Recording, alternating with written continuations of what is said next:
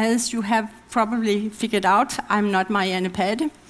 I am Birte Poulsen, and I'm based at Aarhus University. Marianne could not be here today, and my background for doing this is my participation in various projects based at the Danish Academy in Rome, and that's why I was asked to do this. The Danish Academy in Rome is a cultural institution which promotes the liberal arts and music, besides the more scholarly disciplines like the study of architecture, art history, ancient history, philology, as well as classical archaeology. Since its foundation in 1956, many different projects have prospered through contact with this institution, and several of these projects have been sponsored by the Casper Foundation. And it was also, by the way, thanks to this foundation that the new building in Valle Giulia could be built and inaugurated in 1967. Danish scholars have, of course, carried out important projects and excavations in Rome and its surroundings, both before and after the establishing of the Danish Academy. But in the following, I will focus only on the archaeological projects for which the Danish Academy has been responsible. Since the last excavation project directed by the Danish Academy in Rome, the Momentum project, finished in 2009, focusing on the time after 2005 does not really reflect the extensive excavation activity from the Danish Academy. And in the following, I will therefore, on the one hand, give a historical overview of some of the previous excavation projects attached to the Danish Academy, and on the other, evaluate the role of these projects in relation to Italian and a globalized scholarly world. Let me first show you a list of the 7 large projects established via the Danish Academy, many of which have been supported financially and made possible by the Casper Foundation.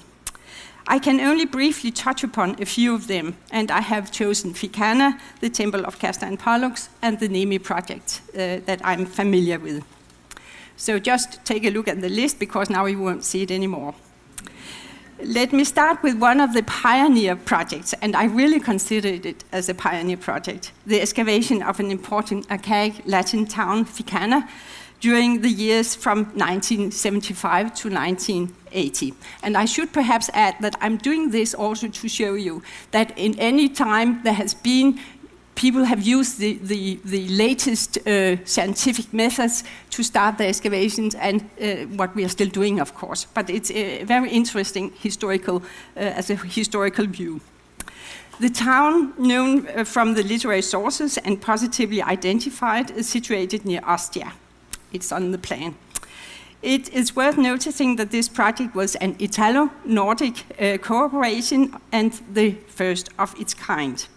It was headed by Tobias Fischer-Hansen, the then assistant and assistant director of the Danish Academy. The excavation developed from a large-scale Italian project investigating the periphery of Rome, made necessary by the rapid suburban development of Rome during the 1970s. It was a cooperation between the Italian Research Council, the Italian Archaeological authorities, and the 4 Nordic institutes in Rome. Besides having participants from the Nordic institutes, the Nordic countries, the excavation was carried out in close collaboration with Italian archaeologists. The excavation used the then most recent scientific methods, and it was prepared by electromagnetic survey. Another important matter was that the Italian authorities gave permission to bring all the finds to the archaeological laboratory furnished for this purpose in the Danish Academy in Rome, in order to facilitate the publication, and also in this respect, the later projects have profited from this arrangement. The Italo-Nordic cooperation was also reflected in the publications. It was decided that the results of the excavation should be published in the prestigious volumes of the Istituto Poligrafico dello Stato, and the language should be Italian, which had also been the language of the excavation. The more recent volume, as you see, have been published in English. A very important vision was to aim to making the project visible for the public in Italy as well and in the countries involved, and the results were presented to a wider audience in exhibitions, not only in Italy, in Austria, but also in Oslo, Stockholm, Helsinki, and in Denmark, in the Ny Carlsberg Glyptotek in 1981, and in the Museum of Ancient Art at Aarhus University in 1982.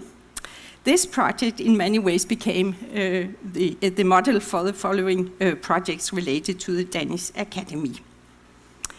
Another prestigious project was launched in 1982 when Kjeldefine Licht was director, and it made fieldwork possible for the Nordic Institute right in the very center of Rome in the Roman Forum. In this case, the initiative actually came from the Italian authorities in connection with the plans for establishing an archaeological park in the center of Rome. The then Superintendent Adriano La Regina contacted a number of the foreign institutes in Rome. The plan was to get a number of the most important monuments in the Forum, as well as the imperial fora, investigated and published in a scholarly way. The Finnish Institute was already excavating in the Juturna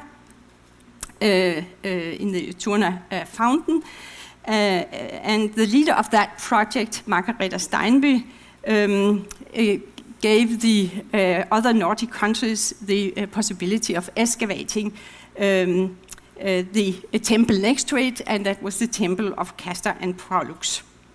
The project was headed by Jan Sale and Inge Nielsen in close contact with the Italian archaeological authorities. The project was mainly sponsored by the Carlsberg Foundation, while the Swedish Institute contributed with funding for architects and students, and Norway with experienced scholars and students. I should particularly like to call attention to the very fruitful collaboration with the Swedish architects in this project. Even though this important temple had been studied before, it had never been properly measured and investigated by excavating in and around the podium. The temple is, of course, well known from the literary sources, and according to these, first dedicated in 484 BC, rebuilt in 117 BC, and dedicated again under Augustus in 86. The excavation gave numerous new results, and I can just show you two astonishing discoveries. The fragments of the architectural embellishment belonging to the temple dedicated in 484. The fragments you see to your left are the fragments from the temple of Castor and Pollux, and the other one is a model, an entirely preserved one from Satricum.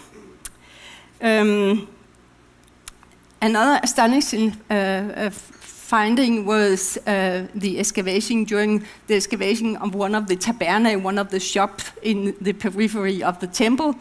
A drain was discovered, and it was excavated, and it contained more than 3,000 fragments of glass and other pottery, as well as 86 extracted teeth. You see that on the very blue illustration. And I mean, it's a famous temple, but these teeth are even more famous than the temple. They have even been filmed by the BBC, and they are of great importance to our knowledge of how you brushed your teeth in antiquity, or not. So we also found some coloring for beautifying yourself. So we think that this was a combined bar, a dental clinic, and also a beauty parlor established around the mid-1st century AD. As was the case with Fikana, the permission was granted to store the finds in the archaeological laboratories in the Danish Academy, and I'm sure you're now thinking, are there really place in the Danish Academy for all these yellow boxes? But more will come. Also, in this case, the publication was divided among the participants of the excavation, very important to many young scholars who worked on the various groups of finds. The results were published in 3 volumes, all by Roman publishers. The first one appeared in a series of the Supertendenza by De Luca. The remaining volumes by Lerma di Bretschneider, which is why, unfortunately, very few can afford to buy them. Volume 3 has now apparently appeared as an e-book, but nobody told us about that. The language in all 3 volumes is English, and we must praise the then Superintendente, La Regina, for his international openness. During the years from 1998 to 2002, a new Italo-Nordic excavation project was carried out at Lake Nemi in the Alban Hills south of Rome. This place was famous for the sanctuary of the goddess Diana Nemorensis. That was an old Latin federal sanctuary. It was also a famed villa resort close to Rome, as it still is today.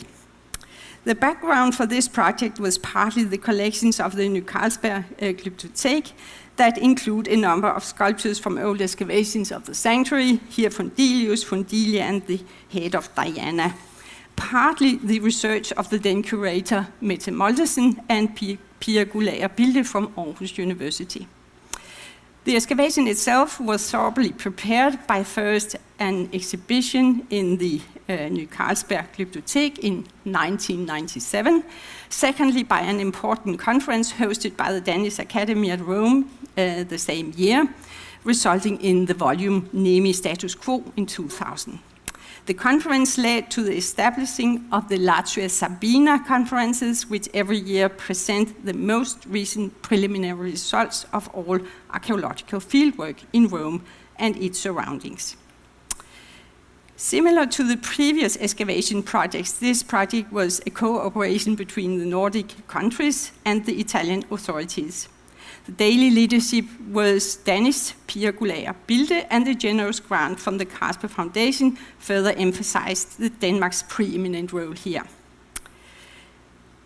Though excavations started off with the thesis that this villa could in fact be that of Julius Caesar, mentioned by the literary sources, the extent of the villa came as a surprise. I have indicated the area of the villa on the plans you see here, and you may also notice that it's very, very hard to distinguish the ruin today out there near the lake. It was built on the hill on the western side of the lake on an impressive, partly artificial terrace. A few features were known before the actual excavation. A huge exedra to the south, a large cistern built into the slope of the hill, and an emissarium, a 1.6 kilometer long channel cut through the side of the volcanic crater, probably constructed in order to control the water level of the lake. Numerous students from the Nordic countries, some American and a few Italian students, were trained during the excavation. The project was innovative and progressive in using the most modern equipment and scientific methods available at the time, and I'm not going to mention them all. Some of them were carried out by an American team from Cornell University. Another American team investigated the gardens from the University of Pennsylvania, Philadelphia. We were also allowed to take a few samples from one of the wooden poles of the quay remaining visible along the shore of the lake, and they were subjected to radiocarbon dating by Jan Heinemeyer, Institute of Physics and Astronomy, Aarhus University. The obtained data here were important by indicating that this major construction of the quay should probably be connected with the late Republican building activity in the sanctuary. It quickly became clear that the remaining structures were in a very ruined state. All architecture had been stripped of its embellishment by squatters, and those are the one you see here. Perhaps not the small one did anything, but they were living and dying in the site during late antiquity. And until the present day, agricultural activity has contributed to the gradual undermining of the ruin. That's the, of course, the fragole. I can't remember what they are in English, but the fragole. I cannot go into detail with the many results, but just mention that the chronological span of the villa goes from the late Republican period until the mid-2nd century AD, and we are also now convinced that the building should be identified as a villa belonging to the imperial family. Also, in this case, we were allowed to bring the finds to the Danish Academy, where they have been prepared for publication. So now we have about 3,000 yellow boxes in the Danish Institute. They are not there anymore, however. The first volume of the finds appeared in 2010, edited by Mette Mollesen and myself. It is again an Italian publisher, Quasar, and again in English. According to the original plan, a second volume on the architecture remains was to be published by Pia Birte, who however sadly died in 2013. An additional grant from the Carlsberg Foundation will now make it possible for us to finish the second volume, and together with a small team of participants from Denmark, Finland, and Sweden, and America, we are now finishing the manuscript for the second and final volume of the publication, containing the analytical chapters of the architectural remains. Last but not least, I should briefly mention the Italo-Danish excavation of the Forum of Nomentum, a Republican town 20 kilometers to the northeast of Rome, and that's the last excavation project being attached to the Danish Academy. It was carried out during the years 2007 to 2009, and it was headed by the then assistant director, Birte. It is clear that the Danish Academy to a large extent has housed excavations that reflect the interests and backgrounds of the various directors and assistant directors. Although based in an Italian context, the cooperation between the Nordic institutes in Rome has formed an important pivot for the archaeological activities, conferences, and publications. In fact, the latest publications have been part of a series called Occasional Papers of the Nordic Institutes in Rome. The publications of the excavations in both Italian and international languages have been important from the very start. As classical archaeologists, we get permission to excavate in the Mediterranean, and it seems obvious that we should try to publish in the languages of the countries in which we are working, as well as in languages aimed at an international, globalized scholarly world. Publication in an international language is a must, of course, but publication and exhibitions aimed at a broader Italian and Danish audience are likewise of great importance, and in my opinion, an obligation.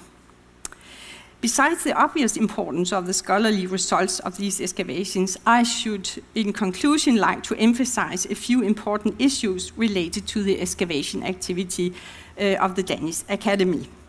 Firstly, these excavations have had a huge impact on the education of field archaeologists in Mediterranean archaeology. Through these excavations, the participants have experienced cooperation in an international, Nordic, and Italian environment, as well as working in cross-disciplinary team. Secondly, the excavations have placed the Danish and Nordic archaeological research in an international context. And thirdly, the conducted excavations span chronological from the Iron Age to late antiquity, and they represent various methods of approach using the most recent scientific methods at the time where they were carried out. Fourthly, many of the participants have been given the responsibility of publishing various groups of find material, resulting in grants from postgraduate students. I think, however, that future excavation projects should really consider carefully that on one hand, excavations are a fine tool for educating our young archaeologists, but on the other hand, they also take a lot of time supervising, and that may partly explain, at least, that some publications have been years in the pipeline. A solution to this could be contracts, as the Momentum project has introduced. Another, and in my opinion better, is to let the young scholars work on the material and publish together with more experienced scholars. I should finally like to draw attention to an issue that is universally relevant, namely the preservation of the archaeological documentations, such as plan and photos, for posterity. We have discussed this issue for the various projects, and it now seems to be solved for the excavations attached to the Danish Academy. For a start, all photos and plans of the various projects, also unpublished material, will be digitalized and made public via the homepage of the Danish Academy. Since 2011, the Carlsberg Foundation has made studies of classical antiquity other than excavations possible at the Danish Academy in Rome through a number of postdoctoral scholarships. And I think this is a very, very important thing also, that it's not only excavations, but so that's a very fine thing. I can't mention them all, but I should just mention the latest project called Cultural Encounter as a precondition for European identity. It is a collective project financed by the Carlsberg Foundation with participants from both classical philology and classical archaeology, of which Marianne Pade, the present director, is the leader. As stated at the beginning, the aim of the Danish Academy in Rome is to preserve and develop the cultural relation between Denmark and Italy. The Danish Academy is a necessary and important institution in establishing Danish profile in Italian society, and the attached personnel have always been in a fruitful dialogue with the Italian scholars and with the many international schools and institutes at Rome. Excavation has been one of the activities that has strongly established the position of the Danish Academy in an Italian context. I will end by showing you the newly renovated archaeological laboratory in the Danish Academy. We have spent many hours there. As you see, it is rather empty, since all the finds from the previous excavations have been returned to Italian depots and museums.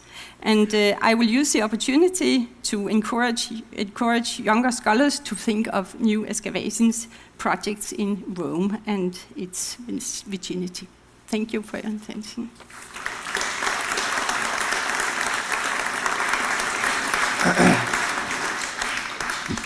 Yeah, thank you very much, Birte, for this presentation of the Danish Institute in Rome and all its activities over some decades.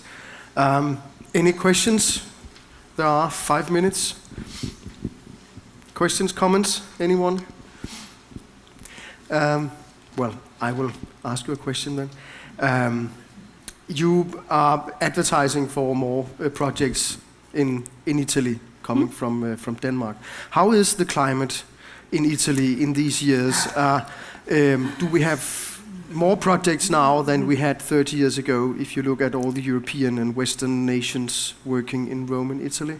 No, I think that's more or less the same, but I think that only the Danish contribution to this is less for the time being. I can't explain why, but I suppose, to be honest, that there were a lot of projects that should be published before we start something new, and I think that's a good thing to wait for. Yeah. But talking about climate, I don't think I can't say anything about it. Are you thinking especially of Denmark? Or? No. I was. No. It was much more, much broader.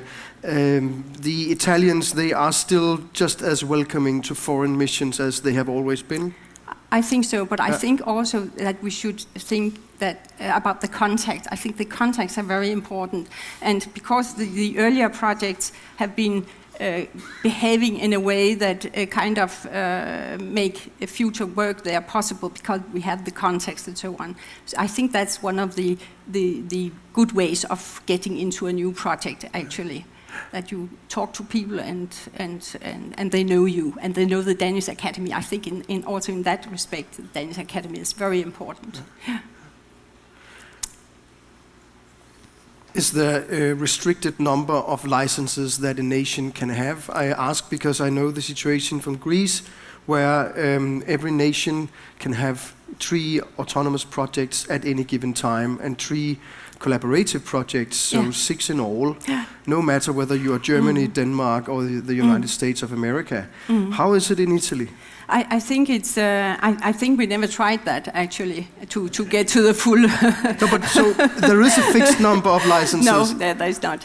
Okay, no, interesting. No. So it's it was never that. The game is open the to game anyone is open, who can get the money, and but you have to persuade the director of the That's Danish a good thing. Institute. It's a good way of starting there. Okay. I think. Yeah, absolutely. Yeah. There's still time for one more question or comment. A microphone is needed here. Helle Vandkilde. Birte, you explained to us that excavations taking place in Rome and the vicinity of Rome, but what about the rest of Italy? If someone should think about making excavations in Sicily or southern Italy, They or did northern, think of it. Would that be possible as an associate of the Danish Academy in Rome, or would that require other kinds of collaborations? Yeah. I know, of course, that many people here have carried out studies in other places than around and surroundings, and they have worked independently. Actually, they haven't been attached to the Danish Institute in any way. So I think that's more or less a question of application and contacts with the local people to get a permission to, and they also get depots and everything where they work. So it's possible, of course, with both Sicily and South Italy, where we have good experience as well.